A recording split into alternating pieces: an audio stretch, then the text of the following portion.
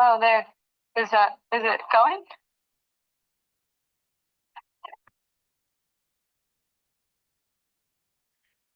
Okay, I want to welcome all of you for showing up for tonight's session on the truth about knee pain. I'm going to share my screen. Let's see here. There we go.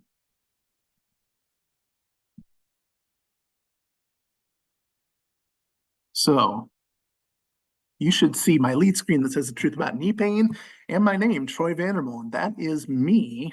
As I said just a little bit ago, I'm excited to have you on board here. We used to do a lot of these pre-COVID in person. We still do some of them in person, but as soon as COVID hit, we started to do these online versions, and it's been really effective at getting the message about the truth of knee pain out and the truth of shoulder pain and foot pain and all that kind of stuff. When we do it in person, it's really easy to interact. A little bit different when we do it virtually. So I can't see you. You can see me. You can't speak to me, but there is that chat icon. If you have any questions at all or comments, in fact, a couple times I will solicit comments on those on some things here. So be ready to do that. That's the way we're going to interact. I will give you my contact information, so you will be able to contact me directly as well. Before we get too far, I just want to give you a brief introduction. Why in the world would you want to listen to me? Well, I'll tell you, I've been around a little while. I'm a physical therapist, graduated from the University of Iowa in 1996. A little over 10 years ago, went through a transitional doctorate program to become a doctor in physical therapy. It's all great. My education, I'm very thankful for. Was very well prepared through my different educational experiences, but really you're going to learn about the stuff that I've learned over 28 years of experience in working with a lot of people like you with knee pain. Even going through the educational process, you learn a ton by reviewing cases and learning about the book knowledge, but there is no evidence for spending time with people and helping them walk through this issue with the knee pain. So you're going to learn things that I've learned through the School of Hard Knocks for 28 years and proven to be effective and true over time as we've put theories into practice here tonight. It says that I've been CEO and partner at Kinetic Edge Physical Therapy for 20 years. It's actually been 23 years now. I haven't changed that. Founded in 1998. That is not 256 years ago. That's 26 years ago. That's a quick edit I just tried to make a minute ago. Clearly didn't do it right. We just opened our 9th clinic early in November. And in our clinics, where we have 40 physical therapists and a bunch of other OTs and assistants and athletic trainers, lower back pain is the single most common reason that people come to see us, but knee pain ranks number 2. And I did a little math once upon a time. I think this is true. In the last 3 years combined, we've had like 35,000 appointments with people with knee pain. So that is a ton. You're going to learn from people that spend a lot of time with people with knee pain. You're also going to learn a little bit about the 3-dimensional approach that we take. Your knee doesn't exist in a vacuum. It's a part of a dynamic movement system. The knee is made to flex and extend, and there are times we got to do some pretty basic exercises to move the leg in those cardinal planes. But ultimately, your knee exists between a bunch of other movement system components, and it exists between gravity and the ground. And you need to be able to use that knee effectively in weight-bearing positions. So the 3-dimensional movement assessment and performance approach that we use is really critical to helping people feel better and function better. You might be asking the question, is this workshop really for me? Well, I want you to understand who this is made for. When we have people come to these things, most of these people are kind of at the end of their rope. They've done a lot of things. They've sought care in most cases, kind of the traditional care. What tends to happen is when we hurt, we ignore it for a while, and we can't ignore it forever, usually. So eventually we'll go and we'll see our doctor. Typically, the doctor will give you some medications, maybe prescribe an x-ray to make sure nothing most real significant has gone wrong. Doing those diagnostic tests gives us an idea a little bit about maybe what's going on, but not always. Medications don't get to the root of the problem, so they might make you feel better for a little while, but because they don't get to the root of the problem, they don't help forever. And so ultimately, many people get sent to a specialist, and the specialist has specialty approaches to overcome this.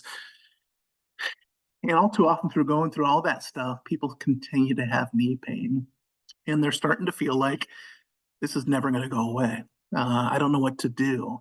Do I need a surgery? people get a little bit desperate.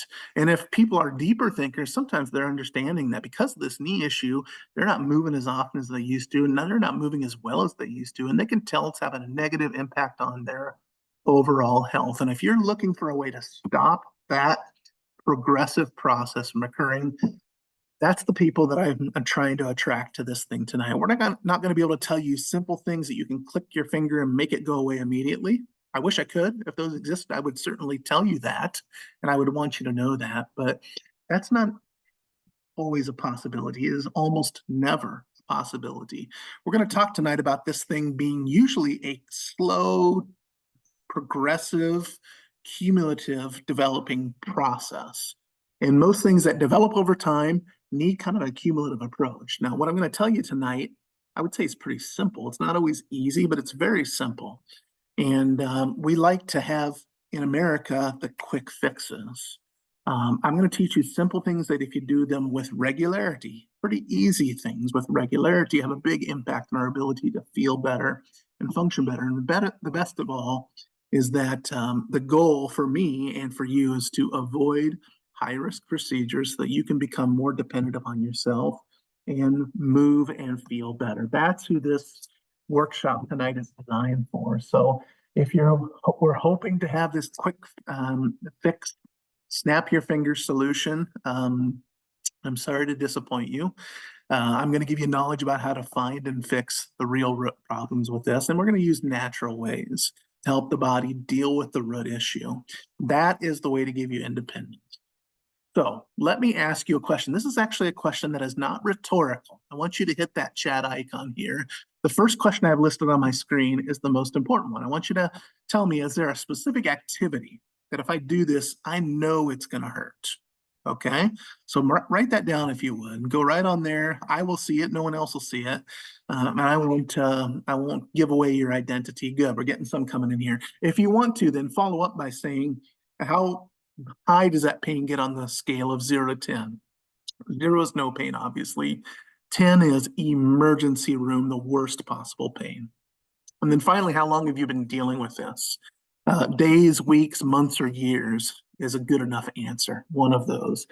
Those last two questions about how high the pain gets and how long you've experienced it will not tell me whether or not I can help you with what we're going to talk about here. It might give me an indication of how long it's going to take. But the first answer, the first question of what activity makes you hurt worse is really critical. I'm going to tell you why in a little bit. Let me get to the chat here, though, first. Tara says squats. She does squats. She can feel pain 8 out of 10, and she's been experiencing it for a couple of years, okay? Kim says walking, and that it gets to a 6 in several years as well. Chanda, I think that's maybe right. Sitting on the ground and getting up or squatting. There you go. Walking down steps, says Pam. It gets to be a 5 out of 10, and she's been experiencing it for about 5 years. Squatting and kneeling, says Jan. 7 on the 0 to 10 scale, and for about a year. Good. We're getting lots of it. There's several more coming in here too. Here's what's interesting. I did this slide a while ago, a long time ago. Years ago, actually, to be honest with you. And you're already going to see things that we've had people talk about here. I want you to understand this, though. It's a weird thing to say, but if you can tell me that there is something that makes your pain worse, that's kind of good news. Because if we know that your pain is reproducible, then it's also reducible. Because that kind of pain, the pain that is reproducible with a specific activity, is mechanical in nature. I'll tell you more what that's about. But see these things that create mechanical stress on your knees? Many of you have said this: walking, standing, squatting, running, climbing stairs or ladders. All these things are weight-bearing activities, and your knee is a major weight-bearing joint.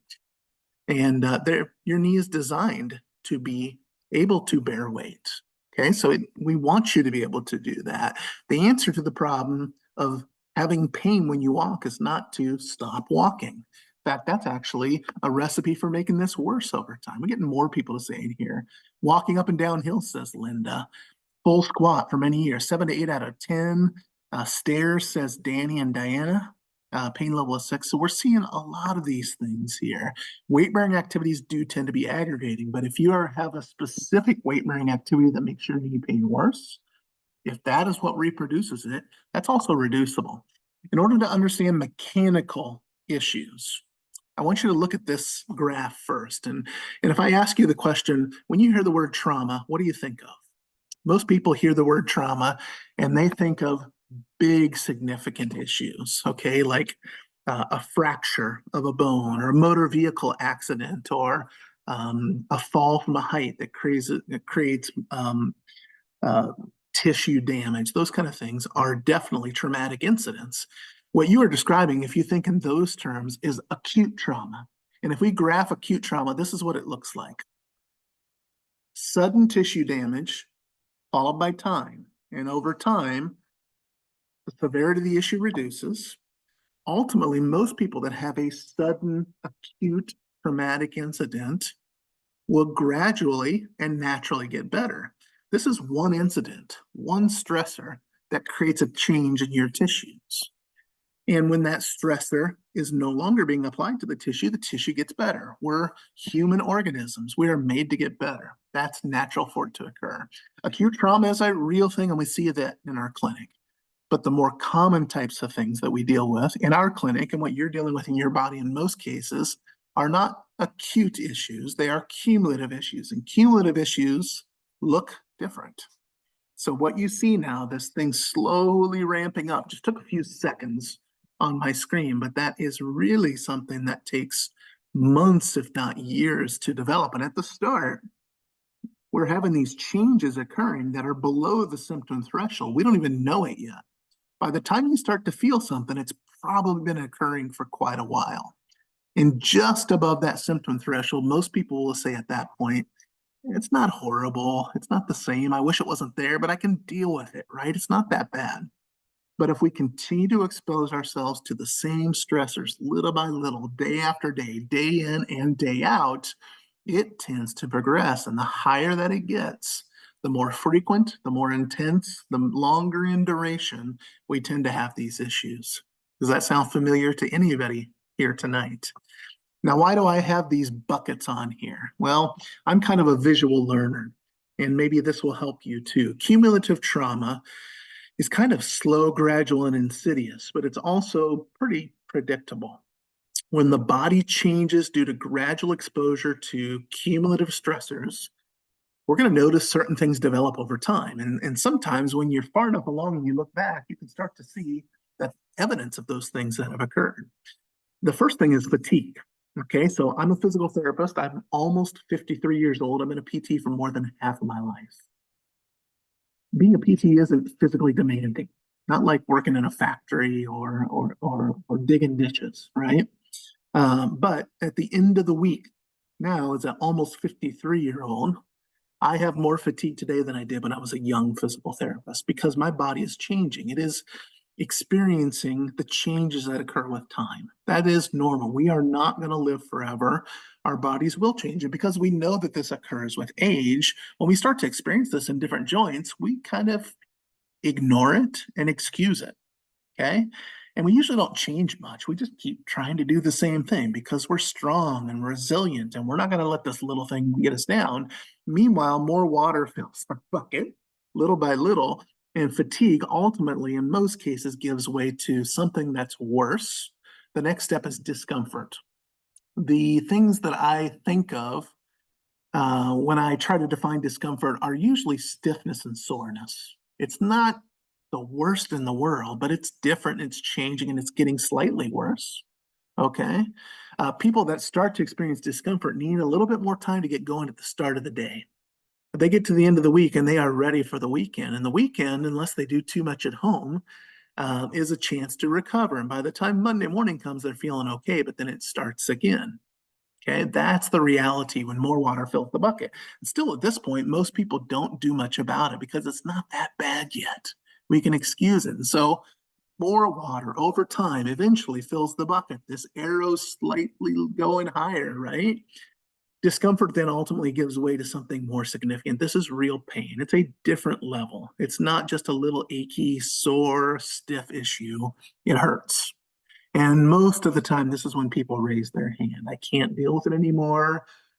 I need to do something. Okay. And if we let it go too far, we're not far from having this overspill right? Where we have true tissue injury. When we have a true tissue injury, it takes time, energy, money to make this go away. So the goal of tonight is to make you aware of what you can do, aware of what you can do to open the valve, get some water out of the bucket, maybe even build your bucket so you can carry more water. That's really important too. We can do something to change our physical systems as we age. That may be a necessity. So that bucket is one way to depict the path you're on. We can also talk about this like a railroad track. So if you look in the distance, rounding the corner, you're seeing something if you look really closely. Imagine though, maybe 5 minutes before this, you're walking on the railroad track and you can hear the wind and some birds and it's a chilly day and you're just minding your own business on a nice walk. But when that train starts to come, first thing you're going to notice is maybe a sound in the distance. And as it gets a little closer, the train tracks start to rattle a little bit more. And the closer that thing gets, those sounds become more substantial. Danger lies in that path. If you don't change your path, you're going to get hit. It's going to be bad. Okay. This is cumulative trauma. But instead of the sound of the whistle and the rattle of the tracks, your signs of how far you've traveled down this path are the frequency of your pain, the intensity of the pain, and the duration of your pain. So those of you that said 6, 7, 8 out of 10 pain, I've been experiencing it for years, you've been on this path for a while in most cases. And if you're experiencing lighter pain and less frequent durations, you probably aren't here tonight because you haven't gotten to the point where you're seeking help for this thing. What I'm going to tell you tonight is how to make your knee feel and function better. But I want you to understand that this has a bigger impact on your total health because when we hurt more, we move less. And when we move less, this has a negative impact on our own general health. In America, 83% of our healthcare dollars are spent on 6 things. Number one, easily number one, are musculoskeletal issues. So neck pain, back pain, shoulder pain, hip pain, knee pain, all that stuff, those musculoskeletal issues. We spend more on those than the next 2. I think the number 2 is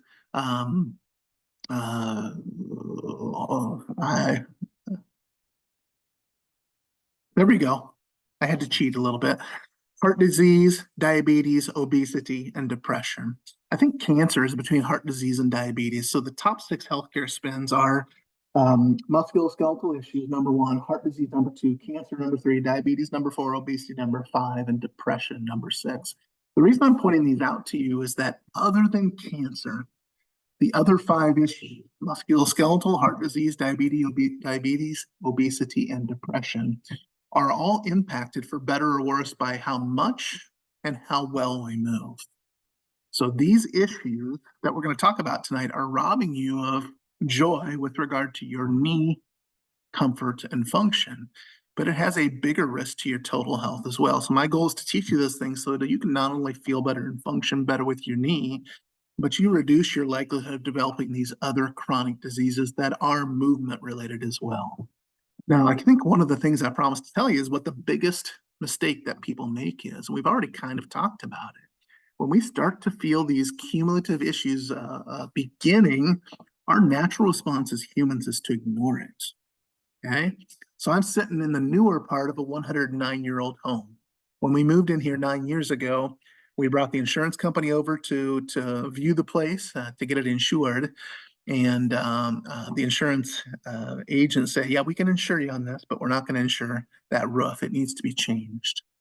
And I looked at the roof and the size of the roof, and then I went inside and I looked in here and I said, you know what? I know what they're saying, but that's a big roof and it's going to be expensive. And I'm not sure I'm ready to tackle that expense right now. So I didn't do anything about it. I ignored a problem that I was made aware of. Now, I'm not going to lie to you. I eventually did get it fixed several years later. If I had continued to roll the dice, to gamble with a known problem, if I ignored it too long, it was going to eventually be a problem for me, a problem that most likely was going to require a lot more pain and cost to repair. That's kind of what people do, right? Now, you're not doing that anymore. If you did it, you're not doing it anymore. The unfortunate thing is step number 2 for most people is not a solution, but it's just altering the problem. And we are kind of to blame for this. The most common treatments that people get for musculoskeletal issues are medications, injections, and surgeries. None of those get to the root of the problem, unfortunately. They just kind of deal with the ramifications of the problem or the pain related to that problem. So my encouragement tonight is to have you stop altering the pain and really get to the root of it. If you want to solve it, you got to tear it out at the root. And so at the end of tonight, I'm going to give you an offer. We're going to talk about things that are very, very common sense, actually. And I think you'll nod your head as you hear these things, and you'll probably wonder, why haven't I heard this before? And while you'll hear some good things about what the true culprits and causes of your knee pain are, it's going to be impossible for me in this setting to personalize it for you. And so you're going to hear about the things that are common for many people, but we need to give you a means by which to know which are your specific issues. And so I'm going to provide for you an opportunity to do that at the end. I'll tell you about that in a little bit. But before we go on and talk about the most common types of knee pain, I want to belabor this point. The key point you need to understand is that we tend to look at these musculoskeletal issues as medical problems, when in reality, they are not medical problems. They are mechanical problems. So let me give you an example of this. Let's say you're driving down the road. It's a beautiful spring day. The top is down in your convertible. You couldn't be enjoying the day more until the light comes on in your dashboard, right? You're getting a warning sign. If you're like me, that light comes on and you're like, those darn sensors, they're not reliable. I don't sense anything else is wrong with this car, so I'm going to ignore that thing. It's not real, right? Believe it, you do it too. You know you have. But unfortunately, in this case, I go another 3 or 4 miles and I start to hear a rattle under the hood. I can smell something, a little smoke's coming up. This isn't a false alarm. This is the real deal. So I'm smart enough to pull off on the side of the road. But would you think I'm smart if I did this? I pop the hood because something's going on under there. But I also pop the trunk because I know in my trunk I've got this big old thick blanket, an insulating blanket. And what I want to do is I want to take that blanket and I'm going to carry it from the trunk to the front of the car. And I'm going to place it over that engine compartment so I can kind of muffle that thing. I'm going to put it down in there. I'm going to slam that hood. Okay.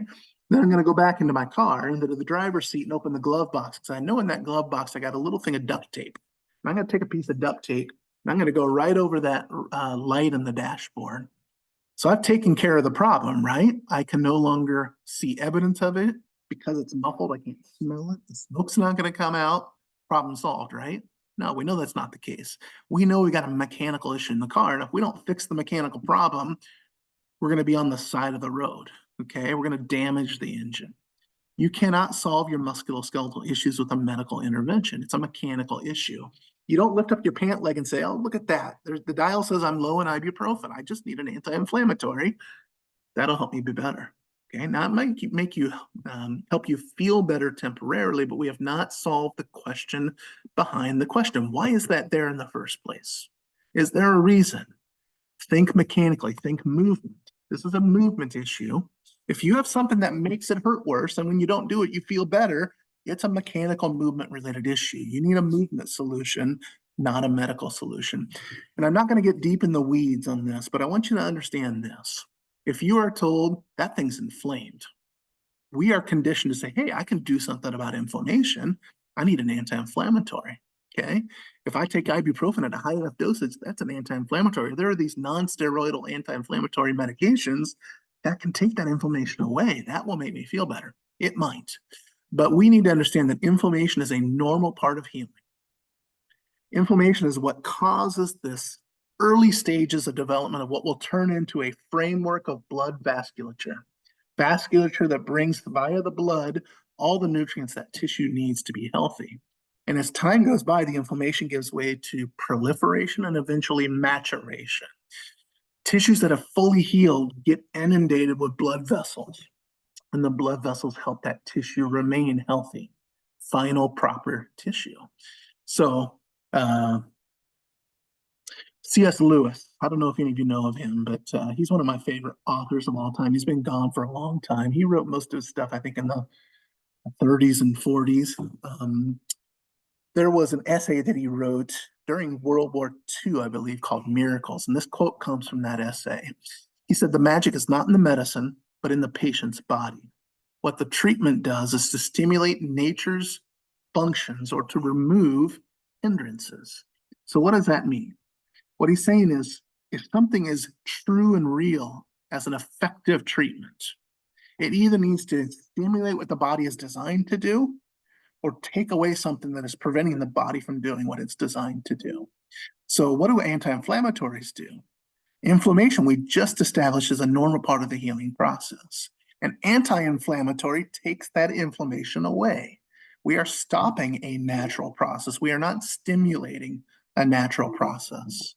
We're not removing a hindrance, we're actually adding a hindrance. So don't hear what I'm not saying. It's not that we should never ever take an anti-inflammatory. But I will say we are much too dependent upon them. We take them too quickly, too often. We need to help the body heal itself naturally. That's what we need to do. Now, I want to tell you a little bit about Vicky. When I saw Vicky, it's probably been 5, 6 years ago. Vicky came to me. She was an avid walker. She walked several times a day in many cases in the nice weather. She had different groups of friends she'd go out walking around the reservoir with, and she had done it for many years. It was her physical, mental, spiritual, emotional outlet until her knee started bothering her. And it started minor. It wasn't there all the time, but it gradually had gotten worse, progressively worse over the course of several years. And she would describe a deep ache on the outside of her knee, deep within, but on the lateral aspect of the knee. And when she got off the foot, it was better, but she could still kind of feel it. And so she'd done all the stuff that people do. She ignored it for a while. She went and saw her doctor. She got some medications, temporary help, got an x-ray done. There's definitely arthritic changes going on in there, pretty significant ones, in fact. You better go see an orthopedic doctor. The doctor did an injection to that knee. She took some time off, hoping that would get better. Ultimately, though, it kept getting worse and worse. And she was told, I guess we're going to have to do a total knee replacement. And she came to me saying, I don't want to do a knee replacement. I'm only 61. I just wanted to feel better. Is there any way we can make this feel better? And so I'm not going to give you the whole story now. Like Paul Harvey, I'll save the rest of the story for later. But she admitted she was kind of desperate. She wanted to walk. She didn't want to do a surgery. It wasn't until we identified that it was not really a knee issue, but it was a hip issue that caused her hip problems. And when we fixed the hip issue, we managed the stress at her knee to the point where she could do almost everything she wanted to do with pretty good amounts of comfort. Best of all, she was able to get back to walking with her friends and enjoyed that. So if Vicky can do it, you can do it too. Let's talk about knee pain first. And in doing so, I want you to just understand a little bit about the anatomy of the knee. So we are looking just at bone and cartilage here. So your knee joint is made from the biggest bone in the body, the femur, that's the upper leg bone. It meets with the bigger of the two bones in the lower leg, your tibia, on the outside of your lower leg. So this is the lateral part of the right knee. This is the fibula, the head of the fibula. Both of those bones make up the lower leg. And then the fancy word for kneecap is the patella. Patella rides on to that your quadriceps muscles connect to the patella, and the patella has a ligament that connects to the top of the tibia.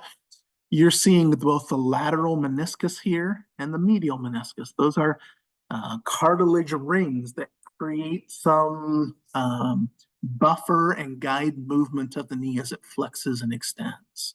You're also seeing some cartilage that lines the bone itself. It is also on the undersurface of that kneecap. This is a different kind of cartilage. That's called articular cartilage, as opposed to this meniscal cartilage. And it creates kind of this smooth surface upon which this weight-bearing joint is intended to operate. What you don't see here is that joint is surrounded by a capsule. Inside that capsule, we've got this fluid that's mostly made up of water that creates a little buoyancy for that knee and any other joint. And we're not seeing any ligaments or muscles and tendons in here either. That knee, we think of the knee as a hinge joint, right? And hinge joints really move in one dimension quite a bit. The flexion and extension of your knee in what's called the sagittal plane is 140 degrees. So if you want to think about the planes of movement, every body part is made to move three-dimensionally. So think about your spine. Your spine flexes and extends. That's the sagittal plane. It side bends left and right. That's the frontal plane, and the spine rotates left and right. That's the transverse plane. Easily, your spine moves in all those directions, right? Your knee also moves in all three of those planes. It's just primarily a sagittal plane joint. The side to side motion is only 10, less than 20 degrees, and the rotation is only about 5 degrees. Your joint at the knee is made to be a weight-bearing joint. It takes on stressors. And that's okay. Some stress is really good for it. But when we repeatedly stress that joint over and over again beyond its designed specifications, cumulative changes gradually occur. And I want you to understand this now. We'll talk more in a little bit. If your knee is experiencing increasing stressors, it's usually not the knee's fault. The knee is usually compensating for some other area that's not doing its job well. So I'm giving you a little hint. Your knee problem usually comes from some other area, and your knee just says, hey, I'm a good friend. I'm going to help you out. I know you, hip, can't do what you're designed to do as well, so I'll take on a little extra work. That's fine. I'll do that for you until it can't because it's overstressed for a long enough period of time. That is that cumulative gradual process that we talked about with cumulative trauma. So I want to talk about types of knee pain, and I want you to understand that when we talk about a knee pain type, we're not talking about the cause at all. There can be multiple causes for the same type of knee pain. And the same cause can cause different types of knee pain in different people as well. But I do want to mention a little bit about osteoarthritis, meniscus injury, and patellofemoral pain issues. Osteoarthritis is really, really common, okay? And if we take this word apart, let's work backwards. Itis is inflammation. Arth refers to a joint, and osteo is the bone part of it. So it's bone and joint inflammation.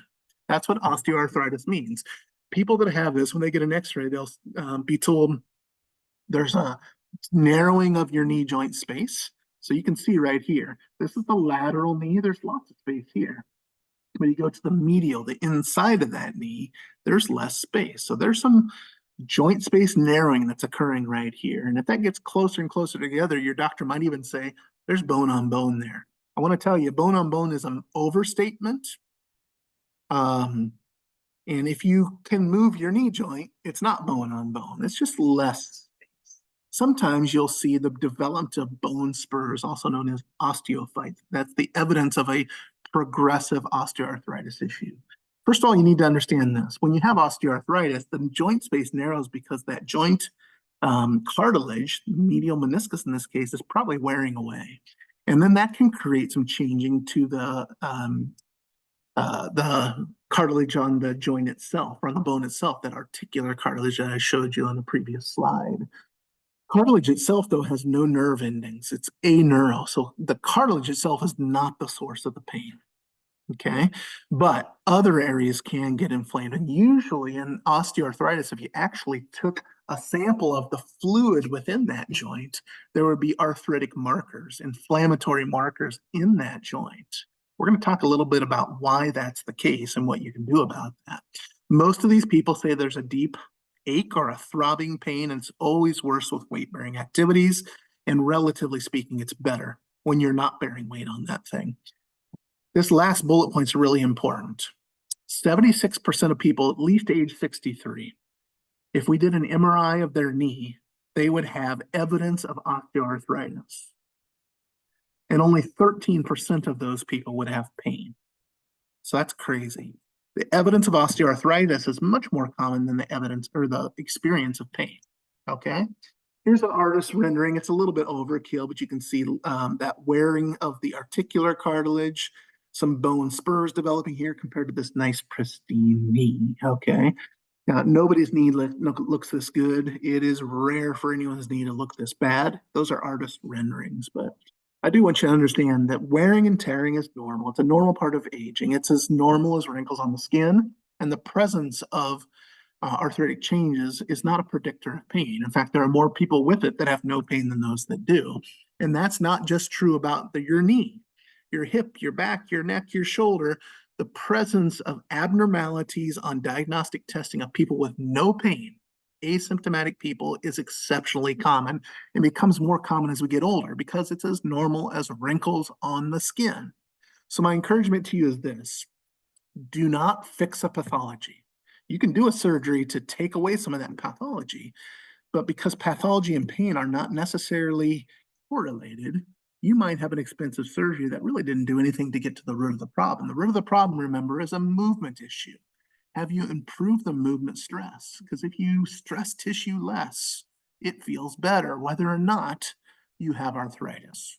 Okay? I'm going to skip that part. I'm going to go on now to meniscus injury. Okay, so remember, a meniscus is that cartilage in the gap between your femur and your tibia. So this is the lateral meniscus. This is the medial meniscus. This is an example of longitudinal tear on the inside surface of what I think looks like the lateral meniscus here.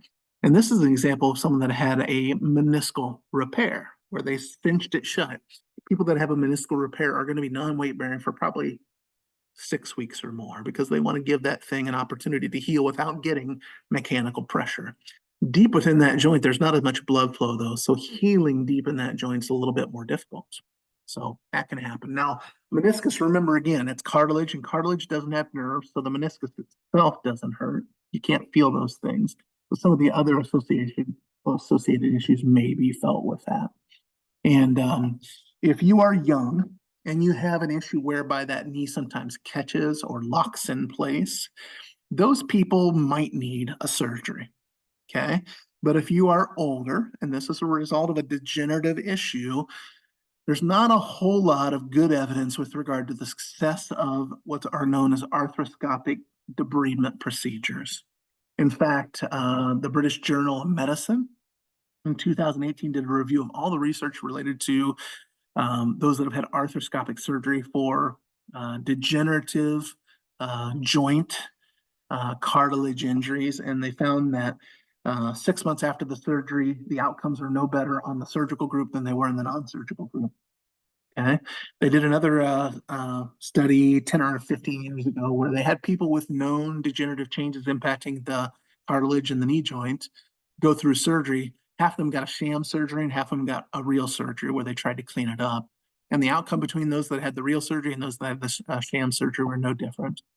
And so I would say, I would caution you from rushing to an arthroscopic surgery for these kind of issues because the outcome is not great.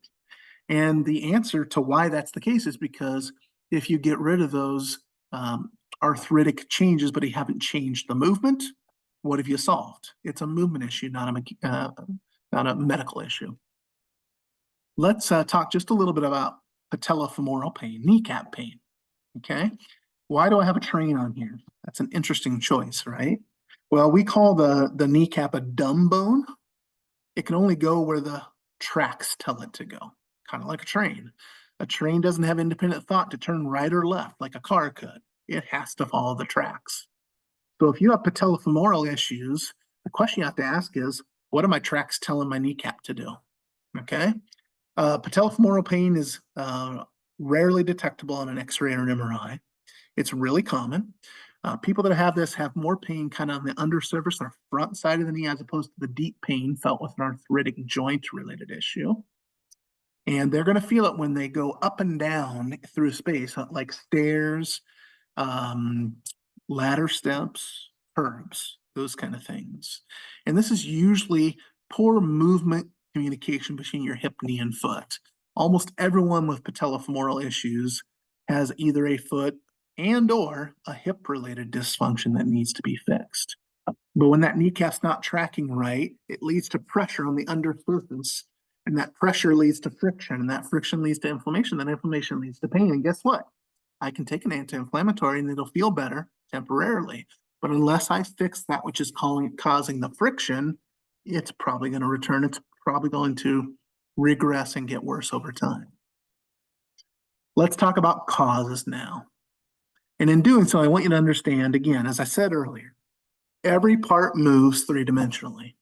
Flexion, extension, side bending left and right, rotation left and right. And each of those parts needs a balance between mobility and stability. If you have a knee that is really, really stiff and can't move well, that's a problem. We need to move it better. We need to get it to move. That's going to require some stretching. If you've got a knee that's way too mobile and not stable enough, we got to do something to create strength and stability for that thing. And I probably set this up wrong because I'm talking about the knee, when in a little bit we're going to talk about what the true culprits are. This might be the foot below or the hip above. What we're looking for at every movement link in the kinetic chain is a balance between mobility and stability, something I refer to as most stability. Do we have too much mobility or too much stability? How can we bring about a balance to that? So it's kind of like Goldilocks. I tell the Goldilocks story a lot in my clinic. Goldilocks didn't like the bed too hard or too soft. She wanted just right.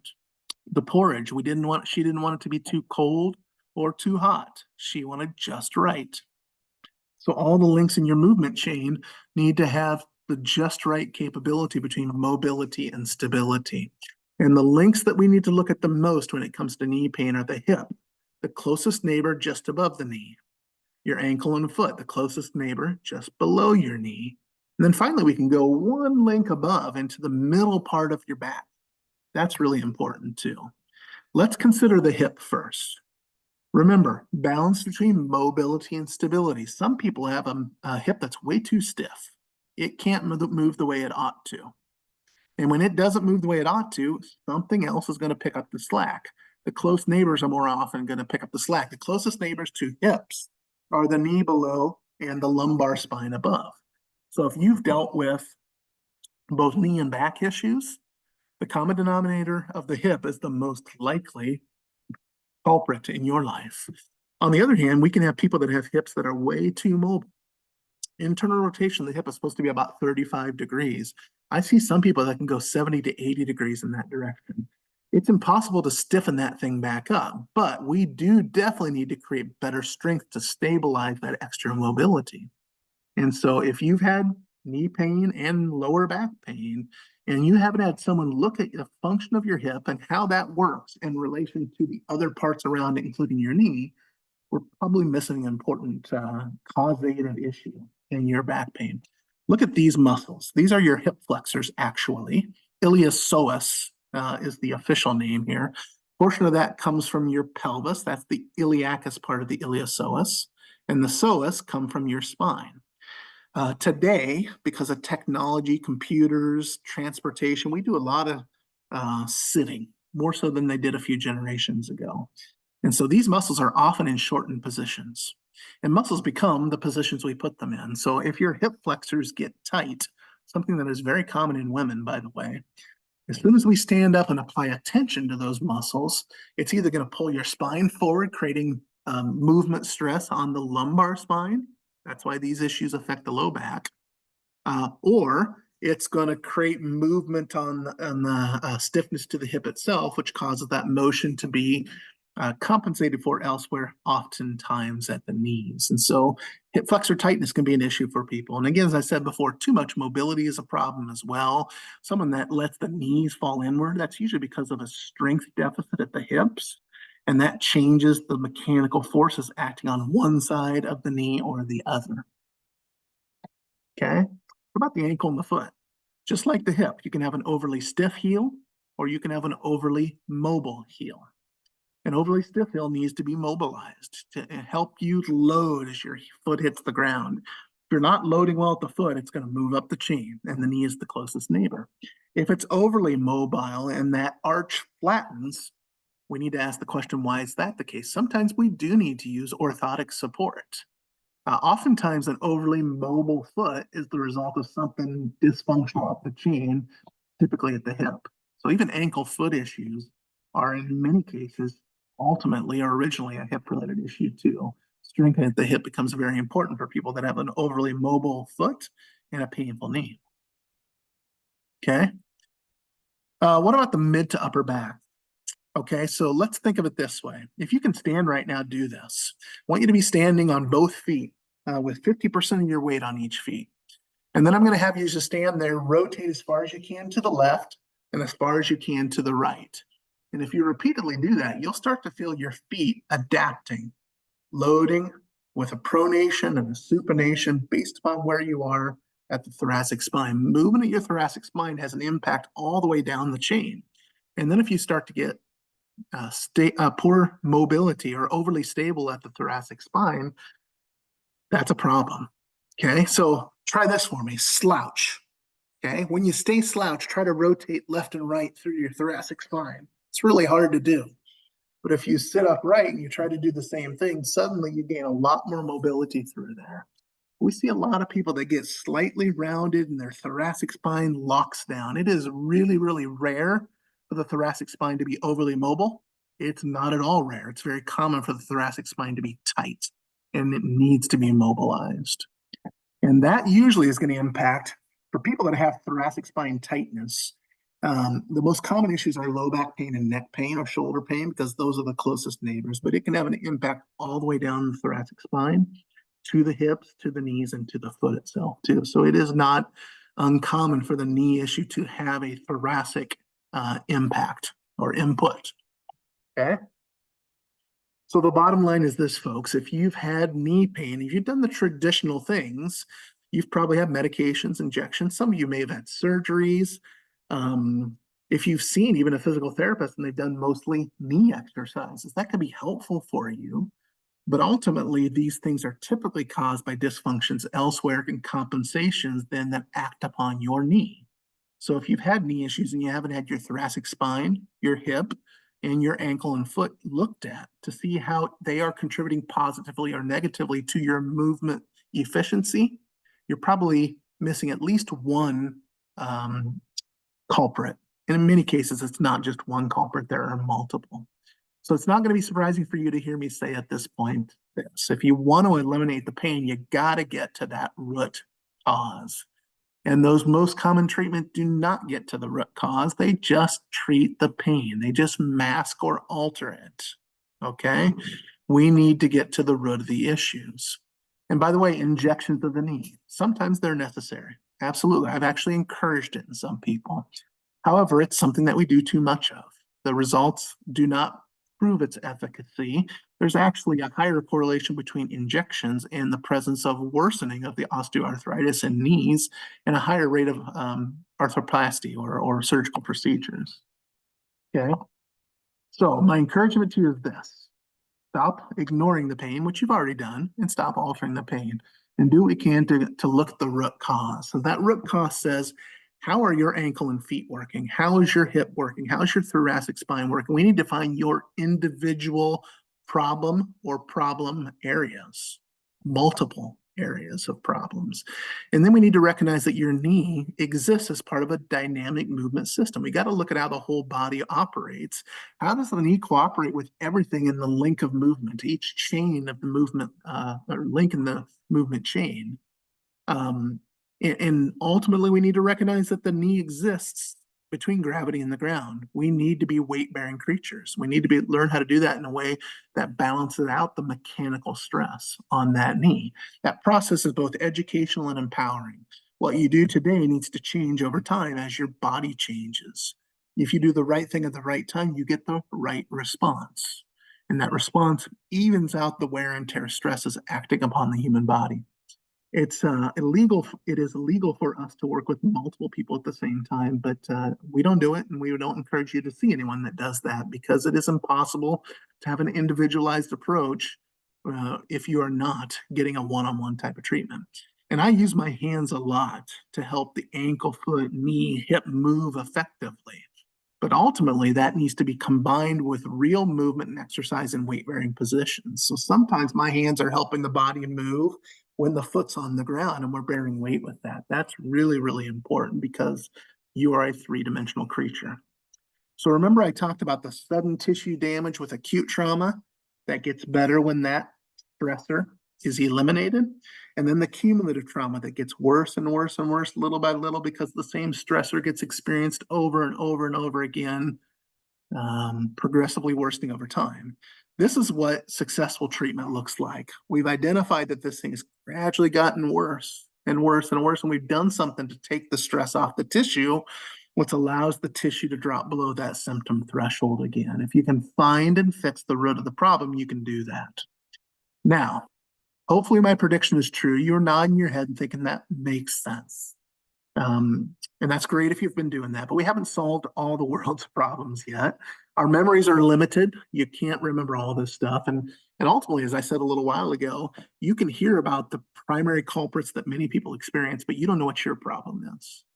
And though we like to say that knowledge is power, I'm a little bit of a contrarian at times, I'll admit, but knowledge does nothing for us unless we can put it into practice. We have to be able to implement it for it to impact our lives positively.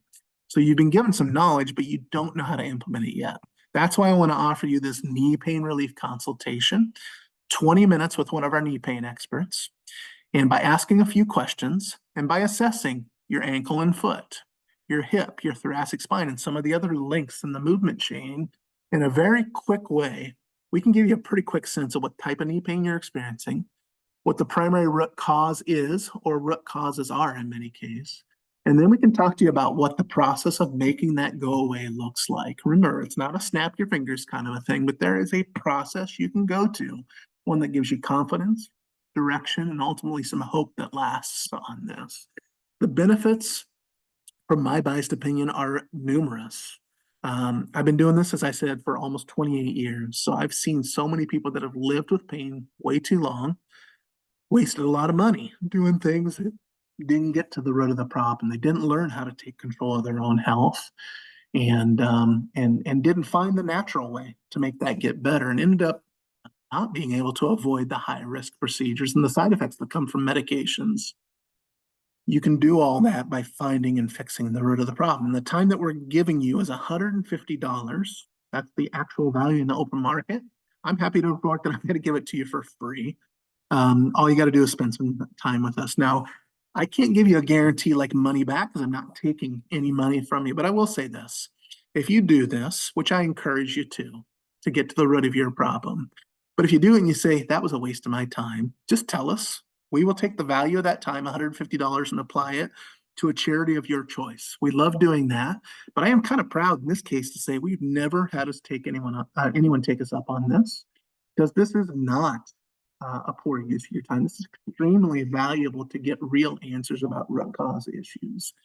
What you choose to do with that is completely up to you, and I will tell you, it is not going to be any high pressure sales at all. We give you information and options, and you have the ability to make your decision based upon that. And you'll at the very least have a written summary of our findings that says, here's the issue, in simple terms, the primary culprits, and what an implementation plan would look like. And so if you'd like to take advantage of this, you can get your phone out and do that QR code. I'll tell you this, the simplest way to do it is just click on that chat button right now and say, I'm in, I want it. And then we need to know where you want to do this. And I don't think, yeah, we do have. So you need to tell me if you're closest to our Ames Clinic, Des Moines, Colfax, Newton, Pella, Oskaloosa, Albia, or Centerville. You just tell us, okay, we're starting to get some of these come through here. So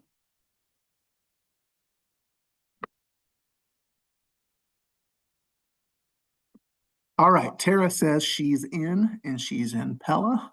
Kim says the Pella Clinic as well. We're getting more you Pella people. Danny says he wants to do it, and he's in Oskaloosa. Pam says she's in. You're going to see Ryan, Pam, in our Colfax Clinic. John says he wants to do it. You are in Newton, John. Jan, let's see, Newton, Pella, or Oski. Okay, well, tell you what, you put Newton first. I'll have them call you. If you would prefer Pella or Oski, they can schedule you from that number too. So that's great. Cindy, Centerville, we can do that. Okay, Jan, Oskaloosa. We will do Oskaloosa then. That would work. Okay. Let's see. We've got Cynthia wants to be in our Des Moines office. Great, Cynthia. We will have Candace give you a call there. Judy, hey, I recognize you, Judy, in Centerville. If you're not being seen currently, we can certainly have you come in and take a look at this again, Judy. We are happy to do that. So might be Beth that's reaching out to you, Judy. Let's see, we got more coming through. Let me tell you this. I promised I would give you some contact information. This number right down here, there is my number. That's my cell phone. You can text me, you can call me if you have any questions that are left unanswered. you can do that. You can reach out to this email address. Judy, it is absolutely free, no cost. You get to spend 20 minutes with either Ashley or Marcy or Jody Ann, you know, all those people there. So no cost whatsoever. Absolutely free to you. It's our gift to you for being here tonight. Troy VM at kineticedgept.com gets directly to my inbox, so you can reach out that way. You've been getting these emails from us after registration. You can reply to that too. Tassie can get those to me as well. And just know you're going to get another email either tonight or tomorrow. On that email is a link to sign up for a free screen. But if you've already given me your name here, you do not need to do that. If some of you are on here tonight, haven't made up your mind, if you make up your mind by tomorrow, we will honor that. So you can click on that link and it'll give you an option of selecting which clinic when you do that. So you can go ahead and do that tomorrow. We keep those options open until then. Do me a favor. There's going to be a link with this video. I'm pretty sure I hit record. Yep, it's recording right now. If you know of anyone that's been dealing with knee pain, would you share that link with them? I used to be a little bit more shy about this, but I've seen way too many who've been dealing with pain for too long. The earlier we can get to it, the better. If we get to that root cause soon, we can solve it a lot easier. And so share that with them. Have them watch it. We will honor a free screen for those people too.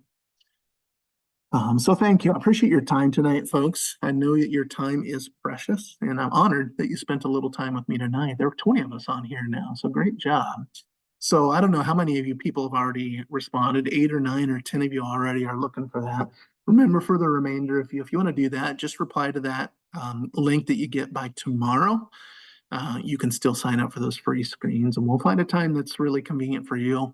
It's really a low risk. It's 20 minutes. It doesn't take a whole lot of time, and you'll get to know someone that's really nice, that knows about knee issues and can give you some good answers, hopefully answers that lead you to long-term solutions. Now, I want you to hear this too. It doesn't do this thing and make it go better. I think I've represented that well, but if you do the right thing to take the stress off a tissue, I know that if we take stress off the tissue, that your pain will reduce in frequency, intensity, and duration. I can promise you that.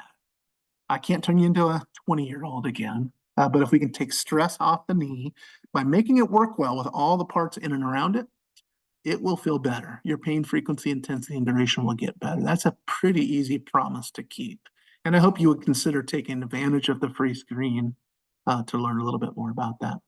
Blessings to you all. Thanksgiving is around the corner, so I'm thankful for you, and I hope that you have a blessed Thanksgiving and upcoming holiday season in the month of December. Talk to you soon. Bye-bye.